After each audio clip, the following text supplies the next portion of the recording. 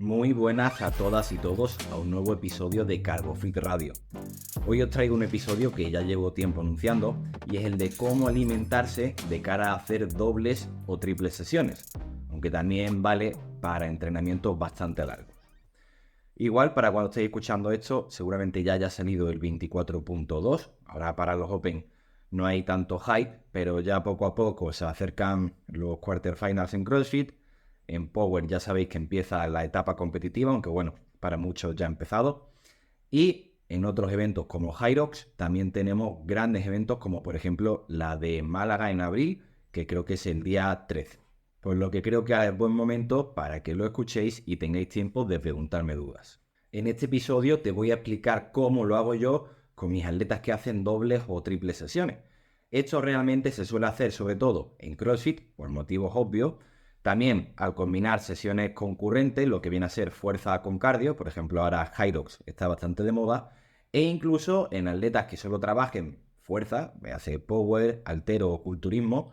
Si te quieres pelear con la élite y por tu estilo de vida te lo puedes permitir, pues oye, las doble o triple sesiones suelen ser una gran herramienta y hay que saber cómo afronto esto tanto nutricional como psicológicamente. Pero evidentemente hoy nos vamos a acercar con el primer asunto. Lo primero y más importante es asegurarnos de que el atleta tiene cierta educación nutricional. Esto puede venir de fábrica, lo cual te quita bastante trabajo, o tienes que ser tú, en este caso yo, como dietista, el que se encargue de dar esta información. Evidentemente, si un atleta quiere rendir y está pensando en que tiene que comer menos hidratos de carbono porque le inflaman, pues oye, hay que empezar desde la base, pero bueno, no suele ser lo normal. Trabajando desde lo micro, es decir, cada entrenamiento, cada sesión o incluso cada pieza, hasta lo macro, como son los hábitos generales, el atleta debe estar informado de qué cosas le sientan mejor o peor, qué cosas valen para según qué objetivo y sobre todo tener cierta experiencia con los alimentos y con la logística para poquito a poco ir teniendo unos hábitos que le permitan comer adecuadamente a sus necesidades sin que esto tampoco le suponga un gran estrés. En cuanto a lo micro, es principal que el atleta sepa qué importancia tiene cada macronutriente y para qué sirve cada uno. Por ejemplo, tengo que saber que los hidratos de carbono es lo que más energía me aporta y más rápido, pero también tengo que saber un poquito qué diferencia hay entre distintos tipos de hidratos de carbono o qué función tiene la fibra. Ya os digo, no hay que convertir al atleta en nutricionista, pero tiene que tener ciertas nociones. Igual pasa con las grasas, el lenteje en el vaciado gástrico o las proteínas cuando las tengo que meter y también desmentir mitos con respecto a distintos macronutrientes. Por ejemplo, que no haga falta tanta proteína o que al terminar una sesión de fuerza no haya que ir rápido a comerse un batido. Una vez que tengo claras qué función tiene cada macronutriente, también tengo que entender la importancia de las calorías en general. Por ejemplo, debo saber que si me quiero recuperar mejor, es importante tener una alta disponibilidad energética. No necesariamente un superávit calórico, pero sí debo saber la relación que tienen las calorías con mi gasto calórico y este a su vez con las actividades que yo hago o el entrenamiento. No va a ser igual las calorías que requiere un entrenamiento skill basic, por ejemplo, una pieza de halterofilia, que la misma pieza de halterofilia dentro de un metcon o un contexto más aeróbico o directamente una pieza de aeróbico continuo extensivo, como pueda ser una hora corriendo.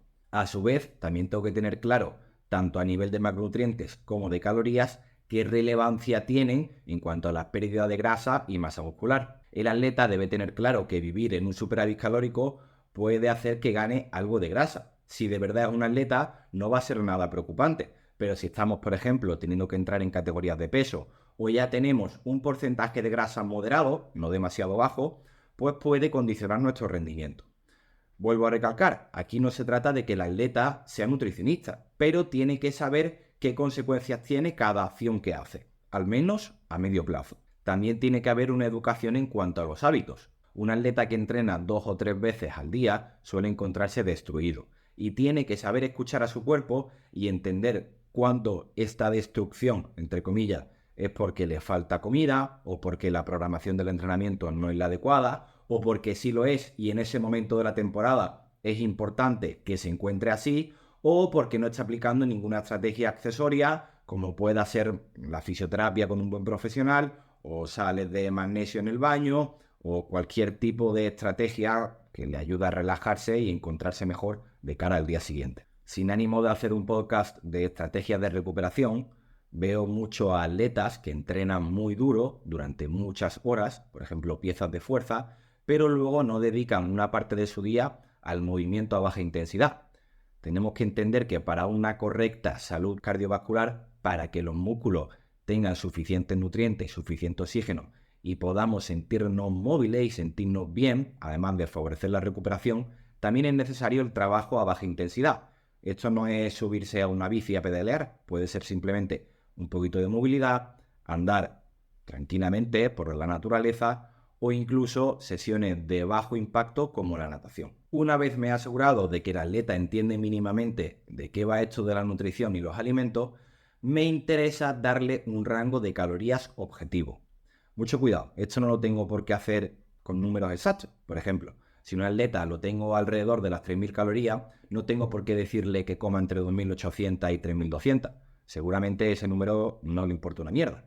Lo que sí puedo hacer es darle ciertos menús e indicarles que algunos snacks o comida no tan relevante puede hacerla o no en función del hambre, del movimiento de ese día o del tipo de entrenamiento. A mí esto me encanta hacerlo con una selección de menús flexible, además de un número de comidas flexible. ¿Cómo se hace esto? Pues por un lado, los menús yo lo hago con recetas muy abiertas. Esto quiere decir que más allá de que puedes cocinar las verduras con especias y tal, cosas bastante evidentes, sí que puedo darle al atleta la oportunidad de, si tiene más o menos hambre o se encuentra un poquito mejor o peor, subir ciertos alimentos como los carbohidratos. Simplemente añadiendo notas como, oye, este menú mejor para más alejado del entrenamiento o este más cerca del entrenamiento, ya le estoy dando al atleta la capacidad de diariamente tomar decisiones sin tener que estar pendiente mía o sin no saber realmente qué hacer. En cuanto al número de comidas flexibles, es algo tan sencillo como tener por un lado comidas principales y por otro lado comidas secundarias, que el atleta hará o no en función de sus necesidades y preferencias. Evidentemente, como he dicho antes, me toque mover en un intervalo que yo como nutricionista le paute. Si dejo al atleta totalmente libre, puedo encontrarme con que la alta intensidad, que es anorexígena, es decir, que me quita el hambre, en un día que el atleta haya entrenado a muy alta intensidad y no le entre la comida, encima no coma nada, por lo tanto no se recupere bien y tengamos un problema. Por contra, si un día un atleta no entrena, pero al estar aburrido porque está en su casa sin entrenamiento, revisando vídeos, revisando correos, lo que él haga, y empieza a picotear o empieza a comer más de la cuenta, estamos subiendo las calorías de forma innecesaria y, como he dicho antes, si no estamos en un punto de grasa óptimo, a medio plazo puede que haya un problema. Una vez que el atleta tiene suficiente conocimiento sobre macronutrientes y calorías, tiene una dieta suficientemente flexible, pero no mucho, como para satisfacer sus necesidades, pues ahora me hace falta un conocimiento sobre el deporte que realiza y la relación con la alimentación. Aquí lo que estoy es combinando los dos puntos anteriores para que mi atleta tenga un expertise sobre su deporte y su alimentación.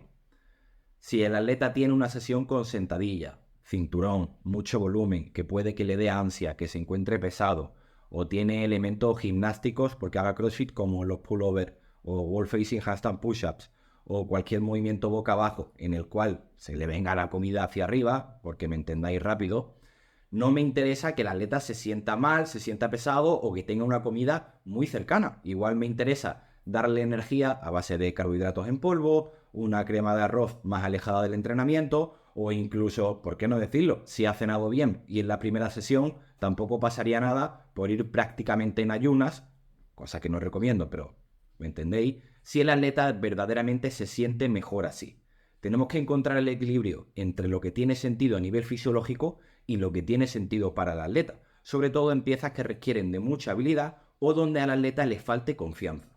Otro ejemplo muy común es en atletas pesados que consumen muchísimos hidratos de carbono y notan que le da cierta somnolencia. Recordemos que al aumentar mucho los hidratos de carbono en una comida, también hay una gran secreción de insulina y esto hace pues, que pueda tener más sueño de la cuenta.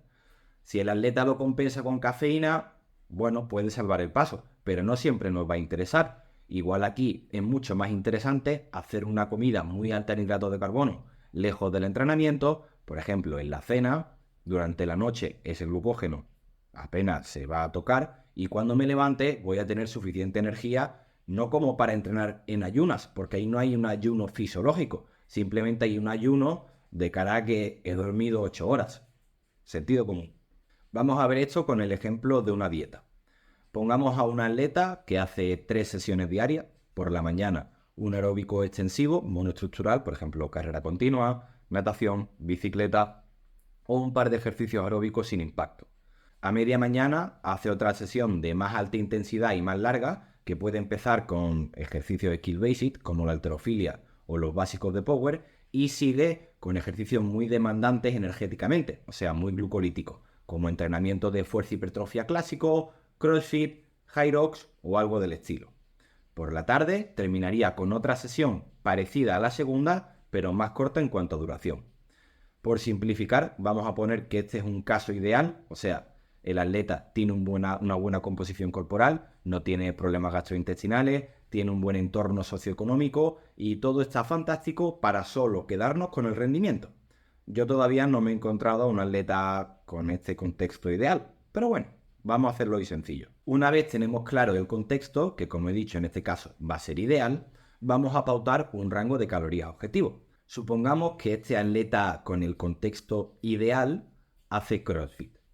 Vamos a situar un rango de calorías entre la normocalórica y un superávit de más o menos el 10%. Podría ser más, ya que no tiene que entrar en categoría de peso, pero como estamos en periodo competitivo, tampoco nos interesa ganar una grasa colateral y que afecta a nuestro rendimiento en los gimnásticos o incluso el cardio. Cuando ya tenemos este rango de calorías definido, vamos a pautar un número de comidas flexibles, así como menús flexibles. Por ejemplo, digamos que desayuno, almuerzo y cena van a ser siempre nutricionalmente equivalentes.